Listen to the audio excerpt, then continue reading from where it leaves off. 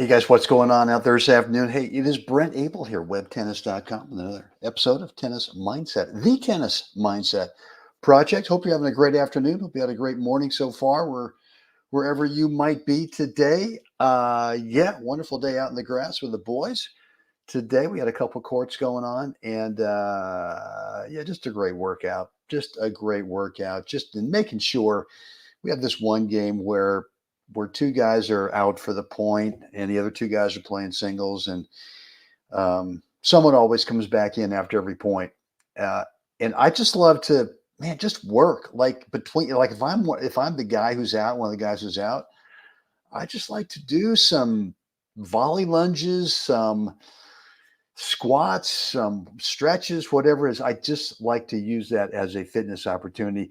Don't ever want to be sitting around. That's the last thing I want to do between points. Sit around, do nothing, or stand around and do nothing. So, look, every time we're on the court, it's a fitness opportunity. Take advantage of it, and it'll pay off down the road. Might not pay off tomorrow, but it's going to pay off down the road. So, um, anyway, guys, look, I want to talk to you about a simple way to focus during the point.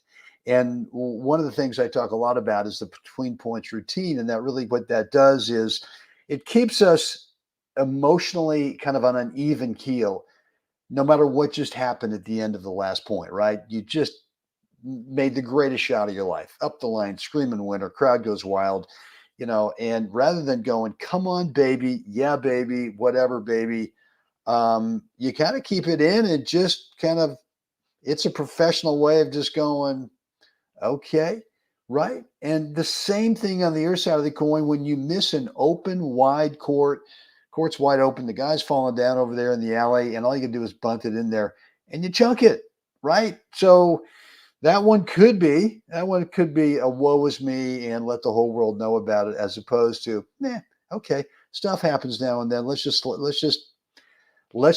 let the emotions take over, and then go through a routine, right? For me, it's a 4 step-by-step process, so that when I start the next point, I've got clarity of how I want to start the next point, and all the elation or all the negativity of what happened at the last point, man, the slate is clean. It's gone. There's just no value in remembering that stuff in terms of the emotional part, right? So, um, once we get into the point, then how do we keep the focus going? It's easy to get clarity how you want to start the next point, but sometimes we can lose focus. Even though we've got clarity how to start it, we can lose focus once the point gets started. So let's let me see if I can get this going here. Here we go. Yep, I got it going. I want you to remember. Whoopsie daisy.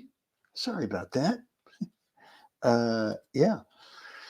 I thought it was a video. It's not. Anyway, look, every day at 8 a.m. Pacific, I do a live version of What's the Right Shot. Now, look, tomorrow, in the next couple of days, it's going to be a pre-recorded version because I'm on the road traveling, going up to Northern California for a couple of days, and then I'll be coming back on Monday driving. So, doing some pre-records right now, but I think that you'll really like what's coming up the next 3 days. It's going to be about serve and volley, right? Singles, serve and volley, and a lot of it is how do we handle the tough, tricky half volley. I want to show you what to do with that, and kind of give you a mindset of what serve and volley is all about. It's kind of one of the great misnomers of the game, serve and volley. Yeah, it's more serve and transition, and then make them pass you. Ooh, I just gave away the secret right there. Anyway, look for that tomorrow morning, 8 o'clock Pacific time zone. It'll be ready for you. So look, guys, here's what I do. And you've got to tinker with this and see if this works for you. Most students that I work with, when I suggest that they try this, they've got success, because for me, what it really does is help me forget about, once I get in the point, right? I mean, there's so many potential thoughts we could have. And I don't care who you are. I don't care if you're a Zen master or if you're, a Tibetan monk. Once the point gets started, it's tough to just kind of go Zen, try to find the zone and not think.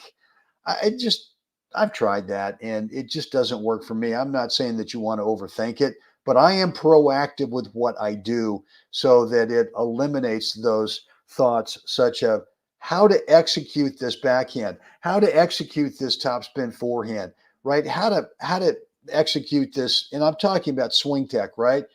And shot choice. Sometimes, yeah, balls on our right. Okay, that's an obvious one.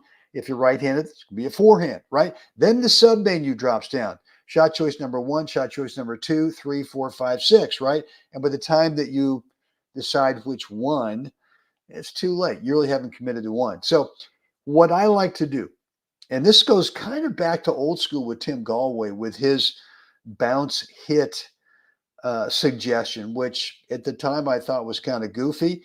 And then as I got older, I realized, wait a minute, this really does help you keep all these thoughts at bay, keep them quiet so that you're really focused on what's the timing going to be of whatever is your shot choice.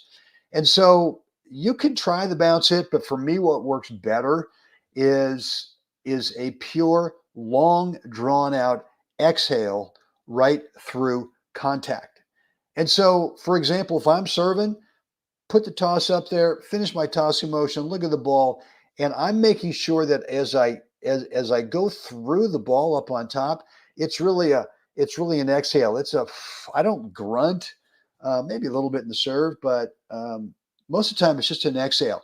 It's just a blowout, and it's right at the moment of contact. Serve could be a return of serve, could be a ground stroke, could be a half volley, a volley, overhead, whatever it is.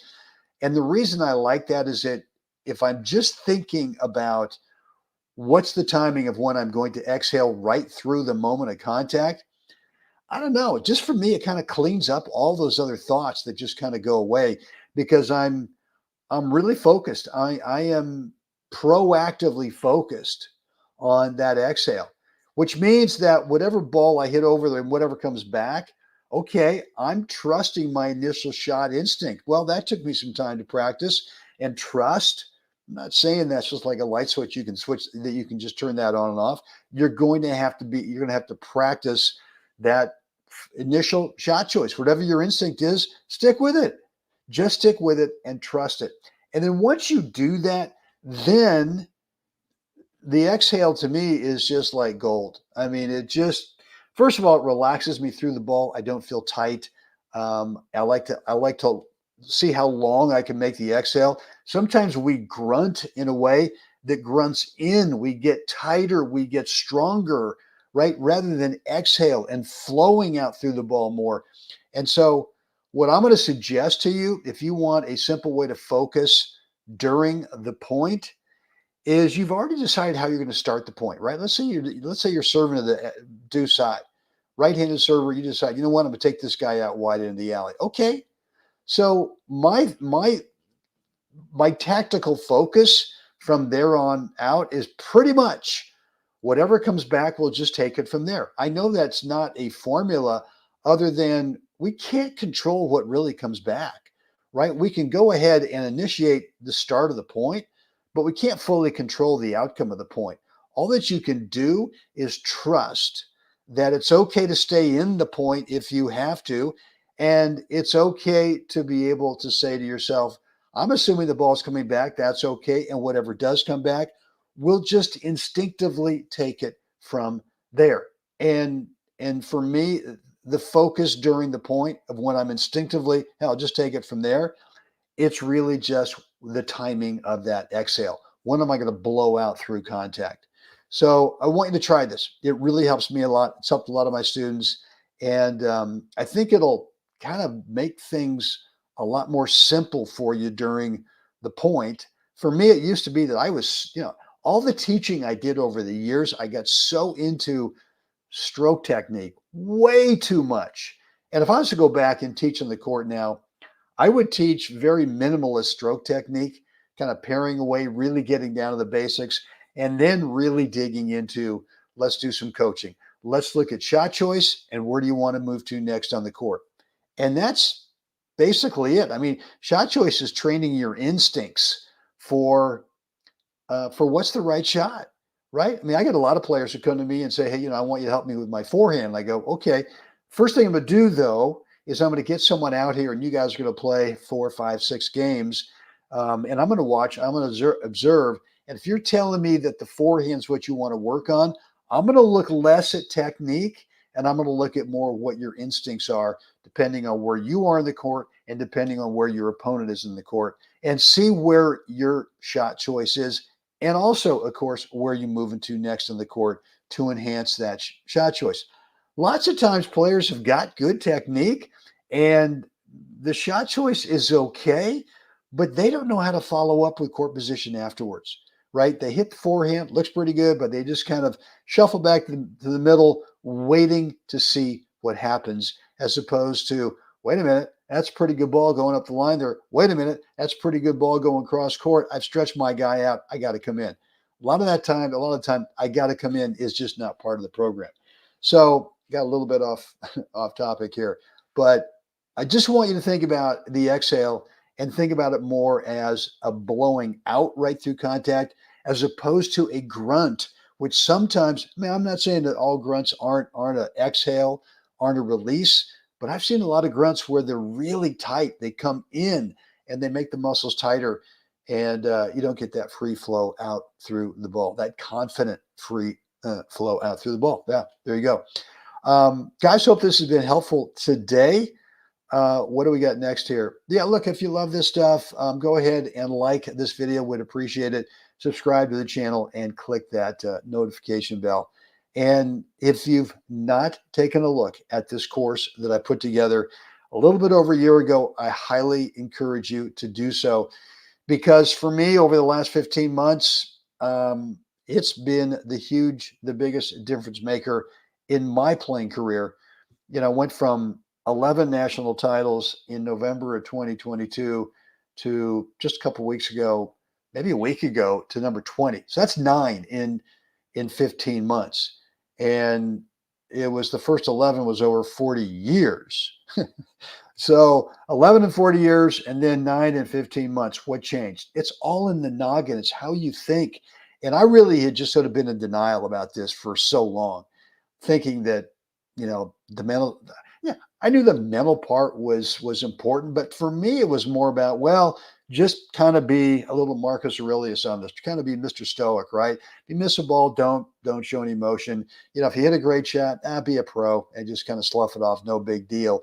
But then I got between the points and I really didn't know how to manage that 80% of the match. Right, reality check right there. 80% of the time in our matches, we're not playing points. We're in between points or on side changes. And I just wasn't managing that 80% of the match very well, which meant that when I started the point and got into the 20% of the match, the actual points, clarity just wasn't there. So I've come up with 5 habits that help me. It took me about a month to really get them going. That's why I've got 28 days here as a training course. It took me about a month to really get these 5 things habituated. And once I did, and it's just been a different deal.